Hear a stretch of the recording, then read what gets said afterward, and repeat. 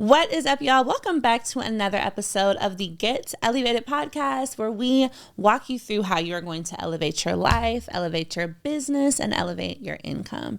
I am so excited to bring you guys another episode here in season 3. We've been having a great time. Today, we are going to have an even more amazing time. I cannot wait to introduce you guys to this beautiful woman. She is a friend. She is an online business boss. So grab your notebook, grab a pen, and let's get into these gems. Listen, everything you need to change your life is already within you. You need to believe that it has to work or it has to work. You got this. Scale your business, make more money, create your best life, and let's get elevated. Welcome to the podcast. All right, y'all, welcome back into the episode. So as I mentioned, we have the beautiful Maya here. Now, Maya, wait, how do I pronounce your last name or middle name? Elious. Elious. Okay, that's how I've been saying it. Okay. So please introduce yourself to the people. Yes. So I am Maya Elious. I am the CEO of Built to Impact, which is a coaching company primarily for women of faith who have an expertise and they want to master their message online and package their expertise into online coaching programs and high-end services. And you know, I found Built to Impact in 2020 when I was thinking about starting my business at home. And I was like, you know what? I'm going to follow her. I really like this. I really like what you're doing. Yeah. So I want to know what got you into this space and how did you land on Built to Impact? Like, what is the why behind this? Yeah. So I got into the branding space. So traditionally, I'm a branding expert, and I got into the branding space in 2008. In college, I was designing custom MySpace pages for like models and music artists. Because, you know, that's what MySpace was originally for people to like be popular on there. And at the time, I didn't even know the term branding. I didn't know I was helping people build their brand, but I knew like I was making people look good. I was making people like have this persona online that they would want, which is essentially what branding is. Yeah. You know, your persona in the marketplace. So I got into that space, and then I eventually transitioned to designing websites because that's where the market went. And, you know, I started working with people who just wanted to have more purpose and voice within their business. And so that is how I transition eventually to helping people make more impact in the marketplace and coming up with Built to Impact. Listen, that from MySpace to now. Yes. So you've been in the online space for a long time. Yeah. So I want to know, because I've joined the online space since the last 3 years. How did you keep it up? And how are you feeling now? Yeah. And are you tired? Yeah. So I've been in the online space for 15 years and it's been really fun, right? Like, especially the first decade was really fun, 2008. I think what also made it really fun in the beginning is that there wasn't a lot of noise and there wasn't a lot of comparison because, you know, you're on MySpace. MySpace was the big thing back then, maybe Black Planet if you were on there. But even with Facebook, like that was still very exclusive because you needed to have your college.edu to be on Facebook. Yeah. So a lot of things weren't super saturated. And then eventually Twitter came out, but you know, it was just people sharing their everyday lives. It was a little bit different. The blogging space was really fun. I loved the blogging community. So it was like the evolution was just really great and fun. And people were actually using social media to socialize, right? And to build communities and relationships. It's different. And I think that's what the biggest difference is now. Oftentimes I feel like there's a little bit of a disconnect. Like we're not really as connected as we think we are. It's like we're on there, we're scrolling, and we're on there to receive, right? Even as a business owner, you're on there to get clients. Yes. As a consumer, you're on there to get free information. Yeah. And so it's a little bit different now because I saw somebody the other day say like, man, I wish we could just go back to posting fun stuff on Instagram instead of content. Back then we didn't consider it content. Now it's so content. Nice. Now it's content. And you have to always be in this situation of creating. Yes. So I want to know, when you're working with your clients, what's the biggest challenge that you see them facing in building their business? Yeah. I think one of the biggest challenges that they face is learning how to articulate what makes them valuable in the marketplace. And so my expertise is in messaging, and I'm essentially teaching them how to communicate who they are, who they serve and how they serve them. That's essentially what messaging is. And it could be challenging for people to articulate that because they don't want to feel like they're bragging on themselves, because it's not really a natural thing to talk about yourself unless like you just have a lot of ego, right? And it's not a bad thing to talk about yourself. But when it comes to branding, it's learning how to talk about yourself in a way that serves your audience. Exactly. And so when I'm teaching them how to tell their brand story, I realize that something clicks for them. Like, okay, I'm allowed to tell my story. It's not me bragging. Yes. And I'm like, girl, you should be bragging because you've been doing the damn thing. You know, like a lot of my clients have been in their industry for 7 to 20 years. And I'm like, you have to brag on yourself or else nobody is going to know how brilliant you are. Yeah. You have to really talk about it for people to be able to believe what you're saying. Exactly. And that really brings up this other big thing of imposter syndrome, right? I'm sure you get asked about this all the time. Yeah. And so from your experience, what is the best way to overcome imposter syndrome, especially as women-owned businesses? Yes.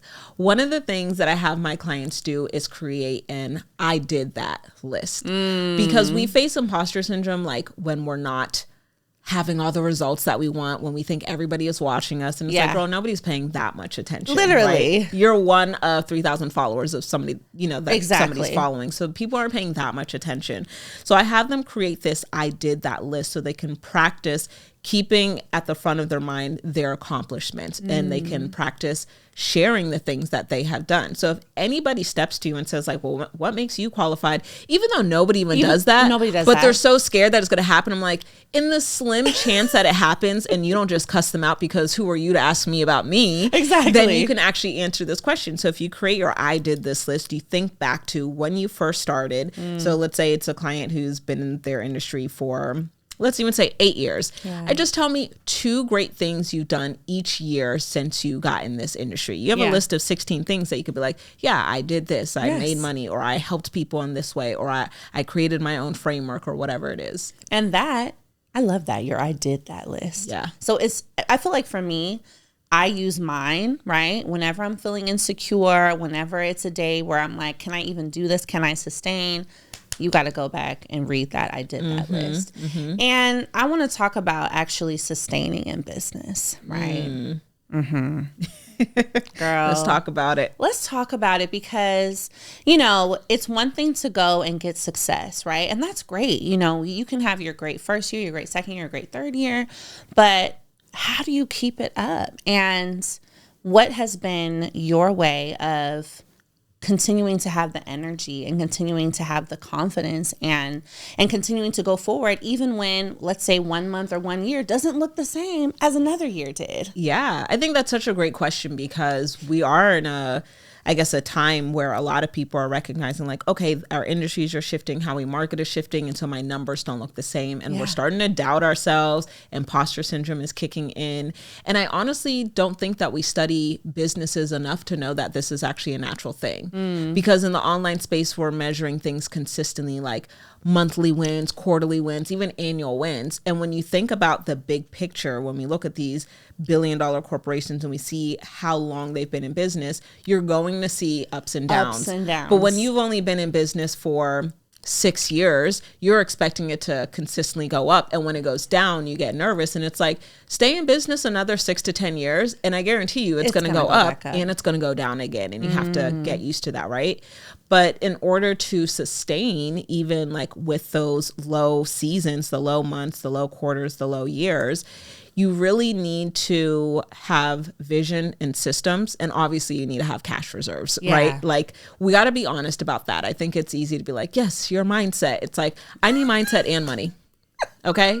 I need mindset and money, because Wells Fargo is not accepting mindset when I had to pay my mortgage. No. It's not happening. I'm not going to go in there and be like, my affirmations. Exactly. That affirmations better come with a check on time on the first. So definitely you need the reserves, but then you need to just keep your vision, keep reassessing your vision too. And then you need to have systems that can run the vision. The systems are important because it creates predictability, and predictability makes us feel more secure. And it's really important to have a level of predictability in your business, or else you're just running an arbitrary hobby and praying and hoping that money comes in. That it kind of works. Exactly. That's such a good point, especially about systems. And how do you kind of shift change or pivot or add or remove systems based on what's working, and also really being able to have the honest conversation and say what's not working. I know. Because I think that can be a hard thing for us to do, is admit, this shit might not be working. It's not working. Yeah.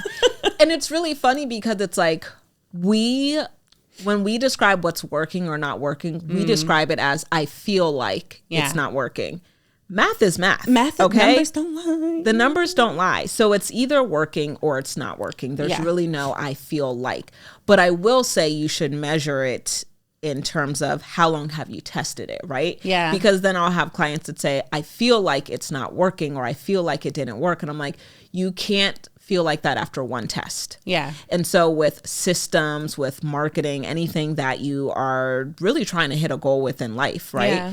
You have to at least give it space to build momentum and be able to see those results. So that's what I would say. Like, test out a system for a while, see if it produces results, test it out for at least 90 days, and then have conversations with other people in your industry and say, like, what are you working on? What's working for you right now? Yeah. I'm not about to be testing all day. I'm going to call my friend, like, what's working for you? Because I'm finna implement.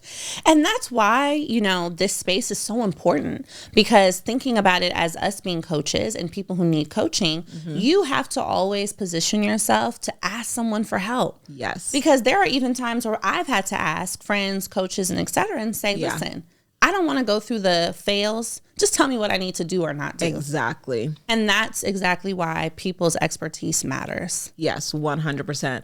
My girlfriend, Tanya Rapley, calls it having friend tours, right? Yes. And so she'll be like, okay, my friend can Tanya. give me advice on this because they've had success in it, right? Yeah. So I think it is also really important to just even discern, like, when you are asking your friends, because I think that's great, but you're asking your friends who have a level of experience. Exactly. And I think where we are in business now, we do have those friendships where our friends have made multiple 6 figures, 7 figures. But starting out, that's why coaches were important for us, because we didn't have those friend circles where somebody could quickly give us advice. We had to lean on a coach or a mentor. Yeah. And how have you built, like, relationships?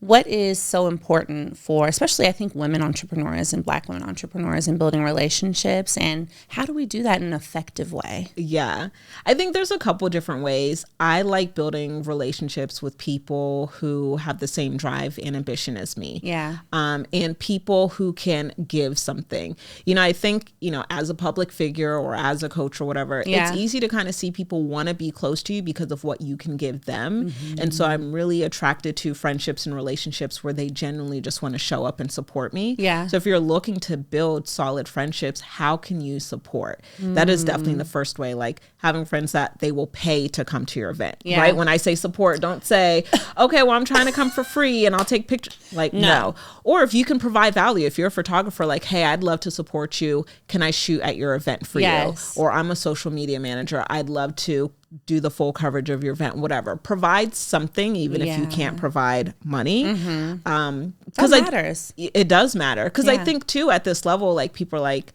you know, you have to pay for your friendships. Yeah, at this level, you do have to pay to get access to me. And you might not have to pay. You're not obviously paying an invoice, but you are making an investment in this relationship. So whether it's with your time or your talents or with money, I want to see, like, you really rock with me for real. Yes. And you're right. Yeah. Now that's the first way. The second way, I think, is just mutual relationships, right? Yeah. And then I instantly trust those relationships because I'm like, if my friend trusts this person, then I know I can trust this person, right? So even how we met at the event, and I think we you knew one of my clients or something like that too. So it was like, it just made sense, right? Like, I didn't need to be like, oh, well, I need Ellie to pay for something for me. Like, girl, you got to invest in me. It was like, I just connected with you because we were in the same room. Yeah. And that's another example of, you know, paying to play, like being in the right rooms with people, like high value women, you know, pay to be in the room. And so when you see other people who are investing in themselves, you're like, okay, I like being around people who invest in themselves because they just think differently. Yeah, they really do. And I think that really creates the ability to also sustain when you have a network of people who are like, girl, hang in there. You got this. And related to that, when your goals do change, right? So you started this 10, 15 years ago, or started the online space, right? How long do you want to stay? in the online space? Like, what does this look like? What is the next 36 months, girl, dun, looking dun, like? dun. Right? Because listen, I did a podcast episode with David, I think in 2019. And I was like, y'all got about 10 more years left of me and I'm going to be off the internet. And I told my clients that last week. I'm like, come to every event that I have, show up to all of the coaching calls, because in a few years, you won't even be able to see me. I was like, y'all are going to be like looking at old pictures of me on Google, like somebody that I used to know, because you ain't going to see me and you ain't going to even know me no more. So, and it's, you know, it's funny because I don't know how people perceive that, like, oh, she came on the internet and she just left. And it's like, we can sometimes judge people by wanting to leave a space that, you know, was profitable to them and all of that. But it's like, you don't judge people for retiring at 66. Exactly. I just want to do this smarter. I want to retire by 38. Yes. I want to retire by 38. So I'm 32 now. I'm like, we've got to figure this out. And, you know, I have those days where I'm like, okay, you just got to go hard for the next couple of years and you can get out. And I have other days where I'm like, it might take me an extra 3 years because I ain't going hard. Okay. I'm going slow. I'm going slow. I'm taking my time. I'm going soft. Okay. I'm going soft. Thank you. I'm going soft because all this is just a little too much. Yeah. Yeah. It's a lot of energy. It's a lot of exertion. And I think that you're so right in that it's okay for your goals to change. 100%. It's totally okay. Yes. And it doesn't mean you failed. It doesn't mean you failed. 3 years ago, I thought to myself, oh, I want to build $100 million coaching company and I'm going to have coaches. I'll have coaches be certified and all of that. And it was a great idea at the time. And it's still a great idea. It's just no longer for me. Now I'm like, I want to prioritize family. I want to understand what wealth building really looks like. And so that's what I've been diving into the past couple of years, understanding like, what is wealth? How do you build wealth? Because I think it's like this thing that's talked about online, and sometimes it's talked about like it's such an obvious thing, and it's like it's not obvious. It's like not. When would we have ever learned this? So learning that and understanding that wealth truly builds freedom, and understanding that there's a difference between rich and wealthy. Like I'm rich, but I'm working on being wealthy because rich is measured in money, right? But wealth is measured in time. So I think about if I shut down my business now, how much time would I have before I needed to go like apply to work at Target? I'm going to Target. I'm not even coming back online. Okay. Oh my God. That is so true. You know, it's a big difference because wealth is how long can I not do something? Literally. Yeah. Quite literally. Yeah. So how do you build wealth? And, you know, I feel like we see it. It's a very much a word, a buzzword on the internet, you know, generational wealth. Right. I'm like, is that how they're talking about it? You know, it's just all over the place. You're like, okay, we get it. Like, okay. Right. It is such a buzzword. And it's like, please just teach us, okay? Yes. It's like, I don't want to just watch you sound cool talking about wealth. I need you to tell me how to actually do this. Build it. And also that it's sometimes different for everyone. You know? It's so different. Yeah. It's different. For someone else, it might be a huge amount of money, and that's great. For someone else, it might be, hey, I just can be cool with my $10,000-$20,000 a month and I don't have to do nothing for it. Exactly. Fully retired. Exactly. And I think I love what you said about it's different for everybody, because everybody needs to know like what their number is, right? Like what is the number that you feel like you can survive off of for the rest of your life, which is essentially, I guess, what retirement is, right? Yeah. It's like, okay, you're going to retire and you make $4,000 a year or $4,000 a month for the rest of your life. Like, can you do that? Yeah. And my thing too is like, I had no understanding or concept of retirement and how it worked. Like I would say 4 or 5 years ago, I didn't even understand how investment accounts worked. Yes. I was like, oh, wait, so you put money in something and then the interest. And it grows. Right. Because I didn't know what compound interest was. I just heard it and was like, interest means, I'm like, how does it work? Why are they giving me money off of my money? I'm like, I don't need to understand that part. I just need to know that it's a thing. That is happening. Yeah. So I think just really understanding what's the number that you need monthly to be able to have your level of freedom. Yeah. Figuring out where to put your money to get interest back, right? Yes. So for me, that's been like learning stocks a little bit Yeah. and also getting into real estate. Yeah. Because when we think about passive income, right? Yeah. That's the only one that's passive. Remember when like the online industry would make us think that selling digital products was passive income? Girl, that's the biggest lie I've ever heard. It's just the biggest one. And I really be side-eyeing all of them. Because I'm like, y'all had us thinking we was coming in here to chill. I'm working harder than I worked in. You know, Africans like, I was like, that was so African. And it is not passive. There are great things about it. Yeah. But it is not passive. Yeah, for sure. It's not passive because, and it's unfortunate because then people come into the industry thinking like, okay, I want to create my digital product and I want to set it and forget it. And I'm like, that's not how marketing works. You're constantly having to test your message, test your audience, test the platforms. Are you doing this organically? Because then that's definitely not passive. Yes. Are you trying to run ads? That ain't passive. No, because you still got to see if it's working. Right. Your ads are constantly getting denied or whatever it is. Yeah. So it's not passive, unfortunately. Girl, if it was passive, girl, we'd be somewhere else. Somewhere else. So I'm like, we surely wouldn't be sitting here on the podcast. No, we'd be on the island, child, just collecting. Yeah. I think that's so, it's such a real thing. And it's important for people to know, the road to passive income isn't passive. You can eventually get there, but that's good. It doesn't start as passive at all. You just make your way. Yeah. And that really, I want to ask you about balance. Like is there balance? I'm at this point where I don't know if balance is really a thing. Right. How do you balance it and take care of yourself and go and grind? Yeah. I think what I've heard is like there's no such thing as balance, but there is harmony. So you have just like different seasons where like one season you might have to be working longer hours than usual. And then another season you do have a little bit of freedom and you start like going on vacations or spending time with your family.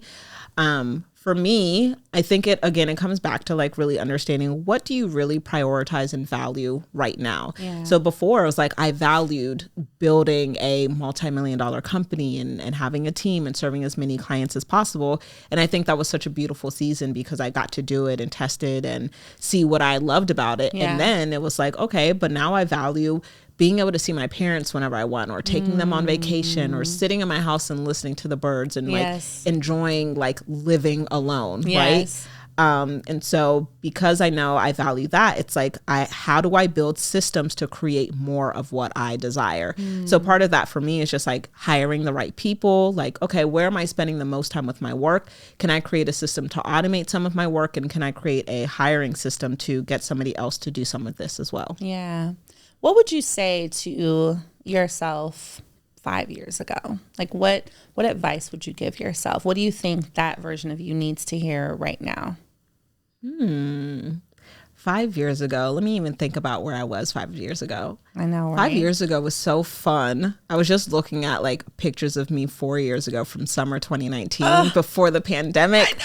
We were all so social back then. We were outside. It was a time. That was such a fun year. I was like newly into making six figures back then. I was, learning how to even just budget. And it's just crazy, like being able to see that version of myself. It's sometimes when you see like these 7-figure CEOs online, you think that they just knew things. And it was like, no, I figured a lot of this stuff out. Like every single person does. Like I remember printing out my pay stubs. My best friends came over, or not my pay stubs, but my bank statements. And I'm highlighting things. I'm like, oh, I need a budget here, and figuring all that out.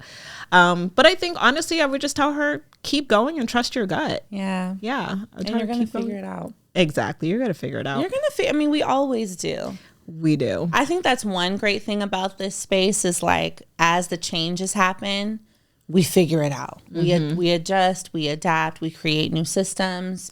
We figure out what we like. We figure out what we don't like. Yeah. And do you believe that you need to market on every single platform in order to like be more successful? No.